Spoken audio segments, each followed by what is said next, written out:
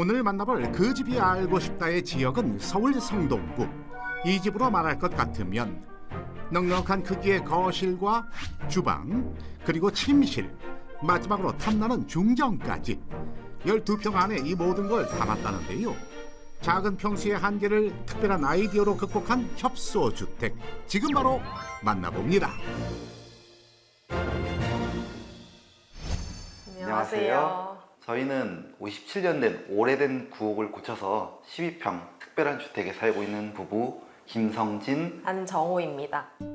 집을 고치면서 가장 신경 쓴 부분이 궁금합니다.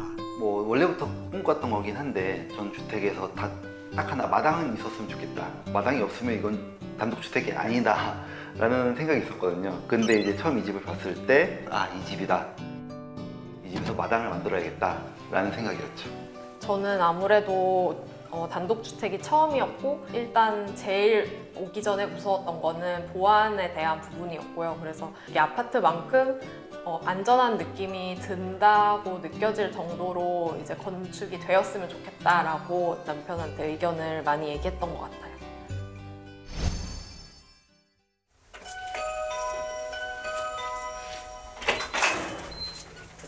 아이고. 안녕하세요. 안녕하세요. 잘 안녕하세요. 보시네. 아니, 이 옛동네 되게 이런 작은 집이 되게 예쁘게 고쳐서 사신다는 얘기를 듣고 지금 네. 찾아왔어요.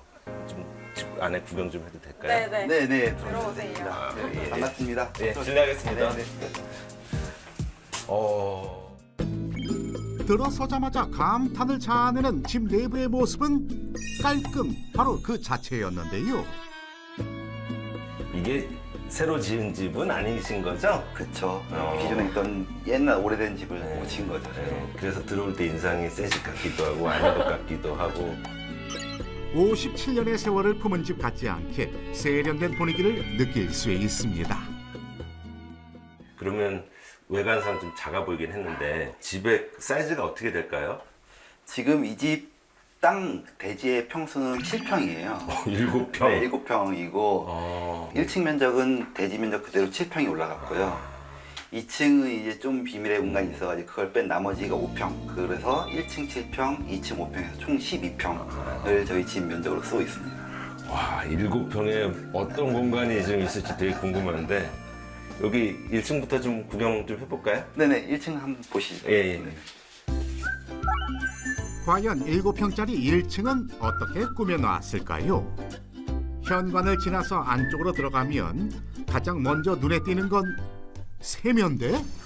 물론 작은 집이라서 당연할 수도 있는데 이게 일반적인 집의 수순하고는 좀 달라요. 들어오면 대부분 주방 거실을 만났는데 그쵸. 들어오자마자 이렇게 세면대를 만났어요. 세면대가 밖에 있는 이유가 뭐예요? 현관 앞에 건식 세면대를 설치해야겠다 이렇게 해서 설치한 건 아니었고, 화장실이 좀 작다 보니까 화장실 안에 샤워 부스랑 변기랑 세면대를 다 놓기가 좀 일단 공간이 부족했고, 그래서 그냥 세면대를 한번 밖에다가 빼보자 그렇게 얘기를 해서 도전을 하게 됐고, 어떻게 보면 처음 해본 도전이긴 했는데 잘 해본 것 같다고 생각하고 있었습니다. 이게 또 코로나 시대에 잘 맞을 것 같은데 그쵸. 손 씻고 먼저 맞아요. 올라가라는 네네네. 얘기일 수도 있겠고.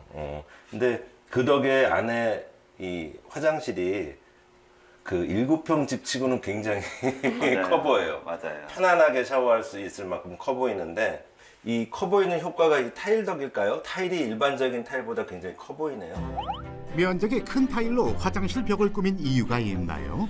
타일을 지금 저렇게 큰 타일을 쓴 이유는 한 3가지 정도가 있었어요. 하나는 방금 말씀 주신 대로 진짜 시각적으로 넓어 보이기 위해서 저런 큰 타일을 쓴 것도 있고, 두 번째로는 실사용이 있어가지고 매지가 너무 많으면은 나중에 화장실 청소하기도 불편하니까, 마지막으로는 이제 제일 중요한 이유인데, 공사할 때 타일 개수가 많으면 그만큼 타일공이 하루 이틀이라도 더 와야 되니까. 요즘 타일공 가격 아시잖아요. 너무 비싸요.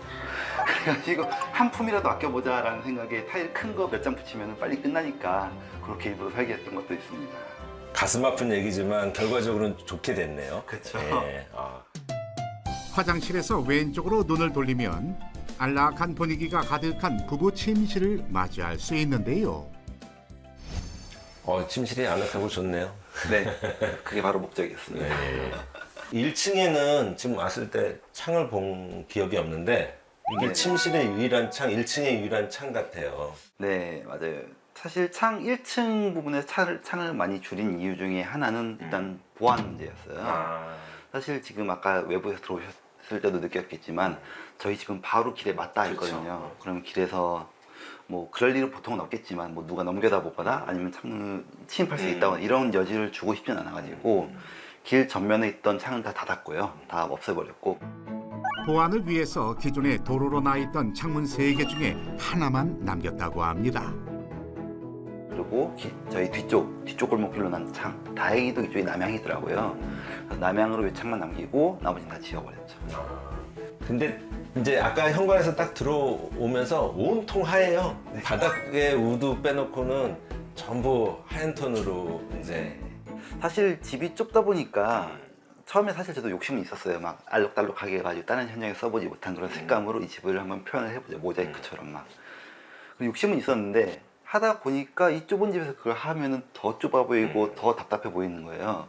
그러면 톤을 많이 만드는 게 아니라 이쁘게 만드는 게 아니라 톤을 침착하게 꽉 눌러주는 게 중요하겠구나 라는 생각에 이제 다 하얀색으로 맞춘 거죠. 그래서 이게 페인트가 아시겠지만 이렇게 깊이가 있잖아요. 그리고 네. 오히려 벽지는 이렇게 좀 반사하는 느낌이면 얘는 이렇게 흡수하는 네. 느낌이라서 공간도 더 깊어 보이고 좋잖아요. 그죠? 그리고 오염이 돼도 쓱 닦아버리면 되니까. 관리적인 또, 측면에서 진짜 좋은 것 같아요.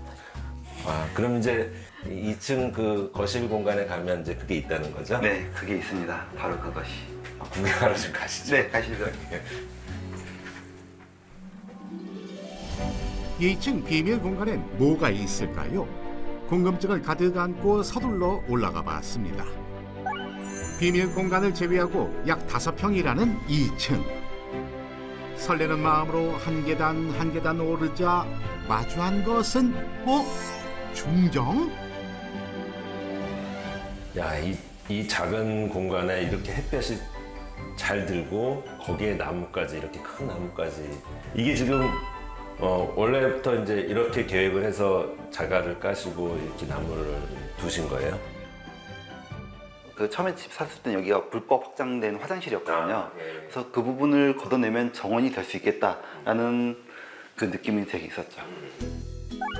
어둡고 낡은 화장실이었던 과거의 공간이 이제는 햇살 가득한 특별한 중정으로 변신했다는데 정말 예쁘죠? 아, 근데 어쨌든 이게 왜 이렇게 좀 화사하고 밝은가 했더니 지금 바깥에 유리 블럭이 있어요. 네. 유리 블럭이 원래는 옛날에 쓰다가 잘 안 쓰던 재질이긴 했는데 그렇죠. 지금 여기는 정말 잘 맞네요. 햇볕이 그냥 고스란히 들어오니까 거실이 너무 밝아요. 사실 처음에는 저 벽에 대해서 어떻게 할까 고민 좀 많이 했어요. 근데 이제 흔히 생각하는 게 루버잖아요. 네. 빛을 들어오게 하고 시야는 적당히 차단하는 게 루버였는데 루버로도 시야를 차단했을 정도로 뒷집이랑 너무 가까이 붙어 있더라고요. 이웃집과 정말 가까이 붙어 있네요.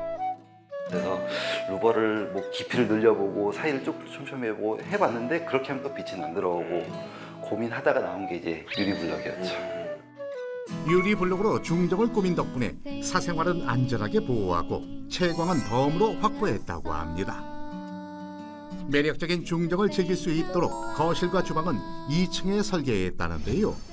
이게 지금 그 대면 주방을 해서 그런가? 그러니까 어쨌든 수납의 욕심을 좀 포기하신 것 같아요. 상부장이 없어요. 네네. 상부장이 없고 이렇게 지금 디귿자 형태의 주방을 설치하셨는데 뭐 잃은 것도 있고 얻은 것도 있고 그러실 것 같아요. 네, 사실 상부장을 포기하면서 그 수납 공간이 적어진 건 엄연한 사실이 있잖아요. 사실 뭐 그만큼 공간이 없어진 건데 수납 공간이 대신에 이제 얻은 거는 이제 시야.